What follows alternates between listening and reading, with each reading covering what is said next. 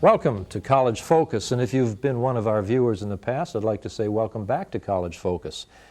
And if you've been one of our viewers in the past, you know this show is designed to introduce you to some of the people, some of the programs, and many of the services that the college is able to provide you as a member of the community. It's produced right here on the campus, South Campus at Windsor.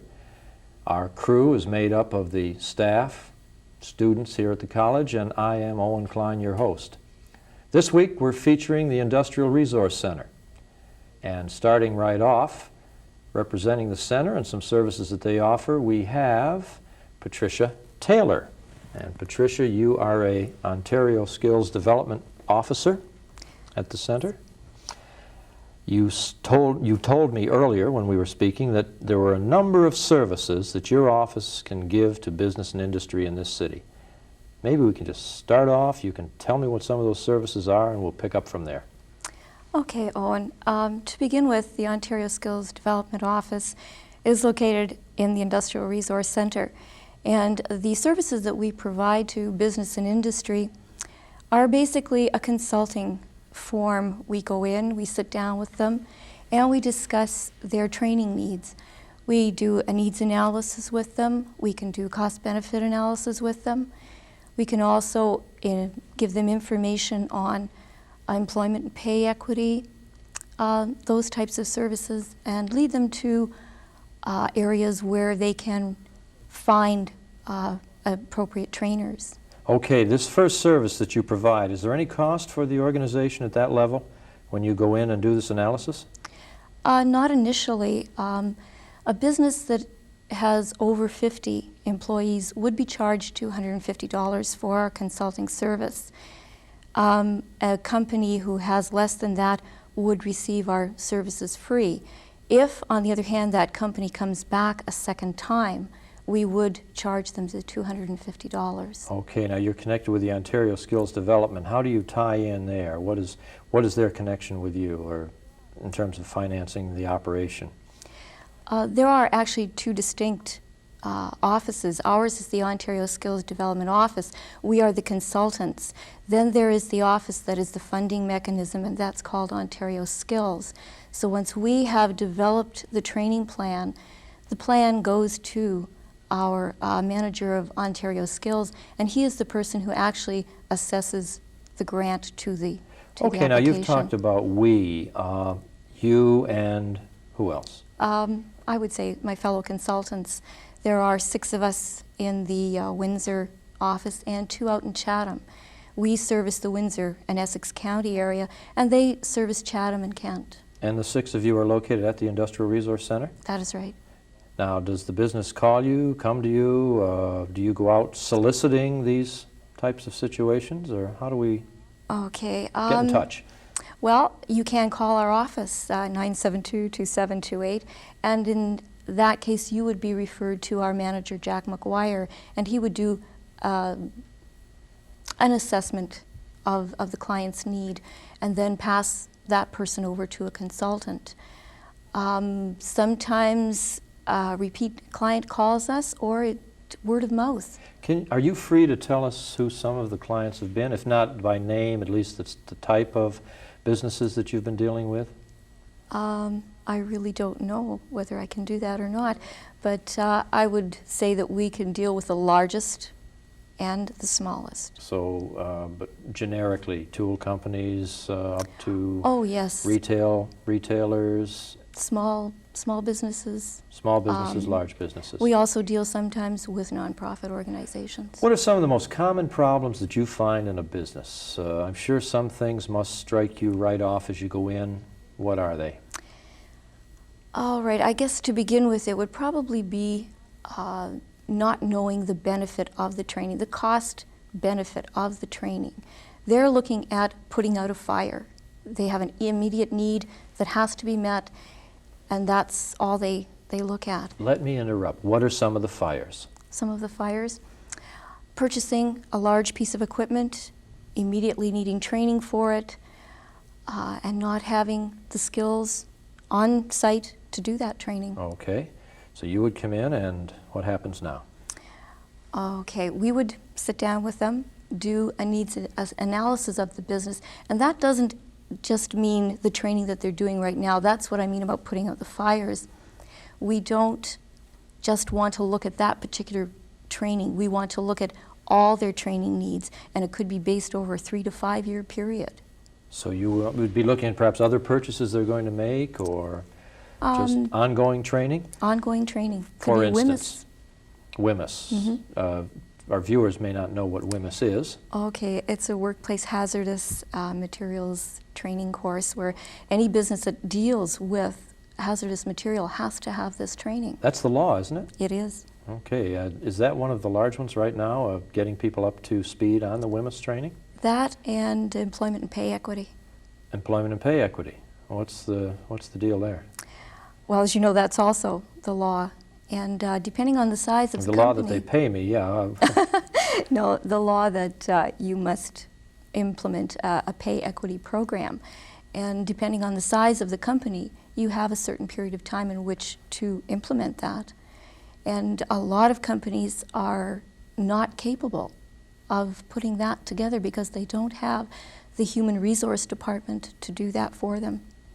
So in a case like that, we would refer them to either a training organization or to the Pay Equity Commission to get information on how to implement that package. Overall, how many callbacks have you had? For instance, you've gone and you've worked with a number of companies. Percentage-wise, I know you don't, specific numbers, but are there a few that have said, okay, you solved this problem, now come back? Oh yes, definitely. I would say there's about 40%. 40% That do of come callback back. business. Where would you want to go with all of this? You know where you are right now. What are some things that you can see your area getting into that maybe you're not doing right now? What can the community Actually- look forward to? Actually, right now we are looking at business planning. The ministry has sort of made this our next step, and we are going to be receiving professional development on how to assist businesses with business planning, because that is also another area where especially small businesses are finding a great deal of difficulty. The ministry, which the ministry is Ministry this of one? Skills Development. This is skills development. Yes. That's its own separate ministry. Okay, is this going to be a more active area in Windsor with the number of, let us just say, labor changeovers that we've been having? The business planning? Yeah, and skills development in general. Oh, I believe so. We're also waiting, though, to see what happens with the new provincial government. Well, nonetheless, we still are in a position in Windsor of losing some jobs and having some plant Yes. closings. Is your area affected by this? I guess that's a pretty rhetorical question. Well, what we see in a case like that is the companies tend to do more in-house training. They move away from the expensive third party, and they spend their time doing training using their own staff as trainers. Can you help them with that? Yes, we can. It would be exactly the same sort of application as it would be for a third party. But less expensive? It would and be, yes, and it would be as effective as a third party, perhaps, if definitely. with your hand in there? Definitely. Okay, well, that's excellent. So the business planning now, we have time for one little example of business planning. What should I do? I've got a tool shop. What am I going to do? Okay, what we would probably ask you is, do you have any goals and objectives written down anywhere? Have you ever put together a business plan for, say, funding from a financial institution, because you know that they're going to ask you for that? So we would ask them first, what have you got? And then where do we take it from there? And that could be almost anywhere. Yes, Well, that's very interesting. Pat, thank you very much for being on, you're welcome. and good luck, and let's do what you can to keep Windsor business going. We certainly will. need the help. We'll be back in just a few moments. Take a break. Aw, come on. Yeah, what do you mean they're released too early? Everybody knows the prisons are overcrowded, and that's why they're forced back out to society. But that's where St. Leonard's House comes in. St. Leonard's House is an effective alternative to imprisonment. A person lives within the community where he receives professional counseling, job placement services, and the skills to become an independent and productive citizen. It's one way to prove that they're useful to the community to people who won't let them. Yeah, like you. St. Leonard's House, 25 years of better tomorrows. Welcome back. This week we are featuring the Industrial Resource Center on College Focus. And at the moment, I have with me the manager of the Productivity Center at the Industrial Resource Center, Susan James. Susan, what do you do as manager? Get coffee, go for lunch? Well, there are other things. Basically, our center is designed to provide training for business and industry in the community on an as-needed basis. So if you had a company, any kind of a company, large or small, Owen, and you had a need for some kind of training, you might call me up and say, Susan, I think I need some supervisory training or some computer training, whatever it might be, and it would be our job to try to make something for you to fit your needs. Would that be a follow-up to perhaps a needs analysis that was done earlier by It could skills be. development? It could be. There are many groups of people out there that might not be eligible for the same funding program. So we don't necessarily do a lot of funded projects, but as a rule it could be a referral from that group. What are some of the more interesting projects that you've been on? Well, a very interesting one that we did last year is in our computer area. We've done some good jobs for the junior farmers over the last couple of years. One of the more interesting assignments that we had was to help train a group of people to use their computer to manage the feed for their animals in their farm. And it's a good example of how computers are being used now, not just in an office setting. Where did you get someone to teach that now? Actually, we used a faculty here right at, a large part of our staffing is from main campus staffing. From Someone here full-time knew how people. to do that type of programming. In our business school, yes, there are a lot of people that would know how to adapt to make that happen. Now you mentioned computers. Is this, with the, not advent anymore, but with the explosion, I suppose it's still an explosion of micros and computers and whatever, is this a big area for you? It is. It represents about 75% of the training that we do. We've done a lot of management supervisory training programs that are very practical, not theoretical. But a large part of the programs that we run are microcomputer operator training. So if a company has a specific need to do a specific job, we will help get them started in doing that. Okay, I'm going to just take one step back there to something you said, which was that you do some hands-on or practical management supervisory training. Mm-hmm. What is an example of that? Well, we've just finished up a very large project. We were lucky enough to work with the Trim plant here in Windsor as they made their movement to the just-in-time manufacturing process. Their supervisors required some upgrading in terms of how they were going to manage their people. And for about a year and a half, we helped them do that. There were about 150 supervisors that did some team building and some real concrete role-playing, hands-on kind of training to get them up to speed to work in groups with people now. You've just completed that recently? Right. What's the feedback on that? Excellent. It was a big job for them. Initially, when supervisors came in, they were very tentative, very nervous, because suddenly the people that they were managing were put into groups, and there was a lot of requests to solve problems together. And these were the things that they had never had to do before. As a result of the training, they're feeling much more confident, and they're able to work much more effectively within that type of manufacturing process. Is there anything on your plate right now that's of this nature? Well, again with General Motors, although it's the transmission plant, we have a really interesting joint project with Toshiba, General Motors Transmission, and our center. We're going to be providing on-site training for a large variety of groups within that organization, labor and management supervisory. What we have are a group of laptop computers that we will be taking on-site to the plant, and we'll probably be working in that location for about 8 to 10 months, helping people to become, in a very basic way, more computer literate.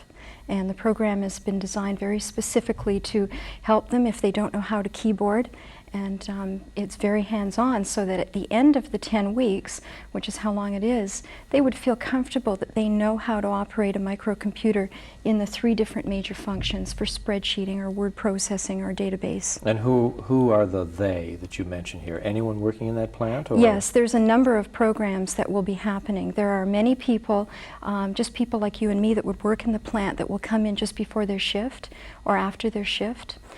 There will also be specific targeted groups, like electricians, for example, or one group that are going to be getting microcomputers in their area. We will target a special custom program for them that will be a little bit different. Let's turn this around. How does it benefit the college? It benefits the college in the sense that we're working in partnership with industry. It gives our staff tremendous experience from a practical point of view. We know what's going on now. It's not just theoretical. It's obviously a good moneymaker for us, but I think, you know, the most important thing is that we're able to serve in an area that I think is really needed. This particular model is something that has been put in place by the union, and it's being replicated from the United States, where they really want to try and give the rank and file, people just like you and me, the opportunity to upgrade their skills for the future. Whether they'll be using them in the plant or whether they would be using Regardless them at of home where. or in another Or setting. who knows? A lot of it, the intention is career development. I'm sure at the back of everybody's minds, you know, is the current economic situation. So this is an opportunity for everybody to get ready and upgrade. Susan, I always ask everybody to look down the road and tell me what's coming. Tell our viewers what we see as areas that we're going to be working in. Do you see anything down the road that's... Well, I would say, Owen, that, you know, we're sort of finished with the first blush of, you know, the microcomputer rush. And what we're seeing now is a change to much more technical programs. As software packages become easier to use, and users are demanding that, we won't have the need to provide a lot of concrete training programs in that area. I think we're going to see a lot more computer use in the AutoCAD area, that sort of thing, in the technical trades, plastic injection mold, that area. And that's what we're looking to move into at this point in time, is to be ready to respond to that. Different software packages now, different kinds of equipment. Okay, just off the wall a little bit, where do you see the small businessman going? They're Just always hearing about his problems, her problems. Where are they going? Well, with the help of the funding group that you talked to earlier, I think they have an opportunity to really plan now. They're also going to get some funding money to do that. I think from an office automation perspective and computers, and you know, I don't mean to lead the discussion strictly to computers, we do so much more, but I think that the smaller businessman can look to the computer now as a complete decision assist tool to do a variety of functions, automate everything, including design of layout material that would go out. And I think that that's where we come in, not just to show people how to push buttons, but to show them how to apply the technology, how to use it effectively, and really to save them time. You can't get it all from a manual. Just as an example of something other than computers, we have a moment. How about helping them deal with new taxes that they may be dealing with? Is that also an area that your center works on? Yes. As a matter of fact, we have a new business series that is going to be coming out beginning late November. And what that will do is focus every month on something that is very timely. Taxes, of course, is one example. There are other issues like ergonomics, planning for plant closures, all kinds of different topics that will be featured every month. I believe that we've got something on the GST and how to adapt to that sort of Yes, thing. we can Very all timely. figure out how to adapt to the GST, Yes. including the Senate. Well, Susan, thank you very much Thank for you. being on, and I perhaps will have you back again sometime and talk about other things, as I'm sure there's a great deal that you would want to It's have always said. different. It's always different and moving along. Thank you, and we shall be back in a few moments. Thank you very much.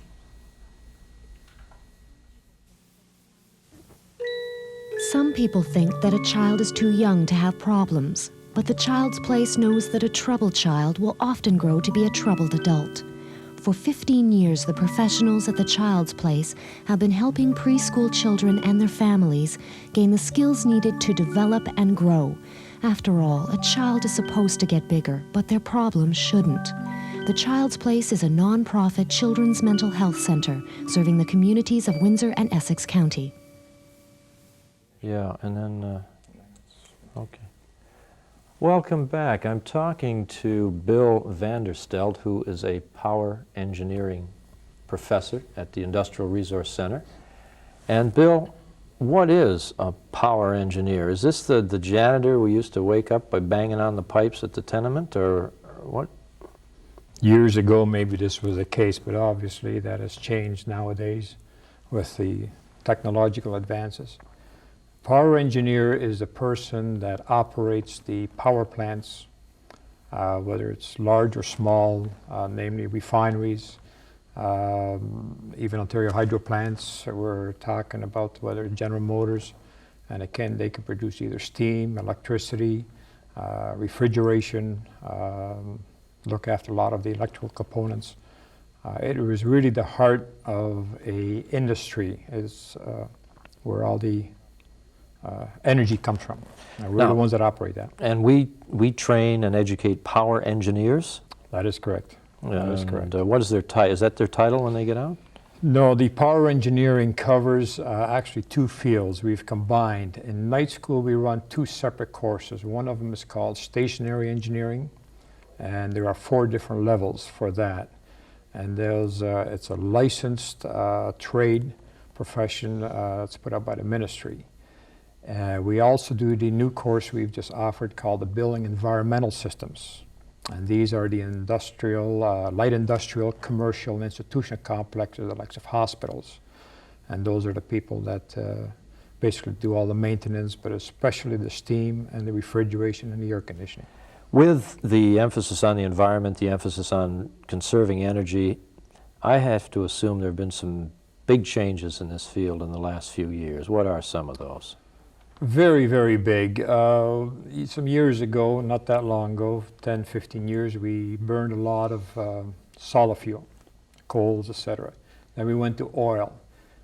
With the natural gas pipelines coming in, most of our fuel consumption has all been natural gas. With natural gas, we were able to burn a lot cleaner. And of course, with the coming in of the computers, we can monitor. So now we monitor the stacks so that the emissions are just as low as possible or within acceptable limits. Not too long ago, there was a survey done of living conditions and, let's say, style of life or whatever in various Canadian cities. Windsor didn't come up too well on that. Does our power consumption have anything to do with why we might have ranked low in lifestyle or environment here? The equipment that is used in Windsor and some of the larger power plants is well at par with the rest of Canada. I'm not all too sure perhaps whether we had the breezes blow from northerly direction and come over this way. I must admit though that in the Windsor area, some of the companies, they have been a little bit more, perhaps a year later than in Toronto, getting it in. So Windsor's been known to. Do they get any help from the government? Now, that's a big cost, turning over your power supply, revamping The it. help in cogeneration, that is coming in now. No, the help in cogeneration. Yeah, money's for the cogeneration. What's a cogeneration? Cogeneration is to assist Ontario Hydro, that we produce our own power, and if we have the excess, the plant, we can then sell it back to Ontario Hydro. Once that equipment is installed, it will meet the latest emissions. Okay, and now, the students who you see on a daily basis, where do they come from? About 50% or half of the students that I get in are ones that have been laid off. They're maybe 25, 28, 30, and they're looking for a trade or an area to get into. The production is quite cyclic, and they're looking for something to get into, and these are very responsible people, and they're very, very good students. So you're getting an older student We than the have more traditional, success with that is correct. than the That high, is correct. more traditional than the high That's school correct. leaver. There's more maturity there, and of course, operating these power plants, you are really an employee of the government. You're a safety person, and maturity is very, very, very important. I'm sure maturity helps in getting a job. How is the placement for these students? Placement has been excellent. Oh, great. There's no problem there. We have not been able to fill the demand. We probably have ranked this last graduate class, this last one that went out in June, probably the highest paid of all the ones in the college. We're kind of proud of that. So it's Great. been no problem. Okay, now, how long are they in? A year, 2 years? What's the program? It's a 2-year program, stretched out 2-year program. You say stretched out. And I say stretched out, year 2 coming back. They don't come back in August, they come back in October. This allows them to work in the canning industries on the, for a 6-month term, which they require the practical experience. I see, and you line that up for the students? We do the best we can. Oh, that's great.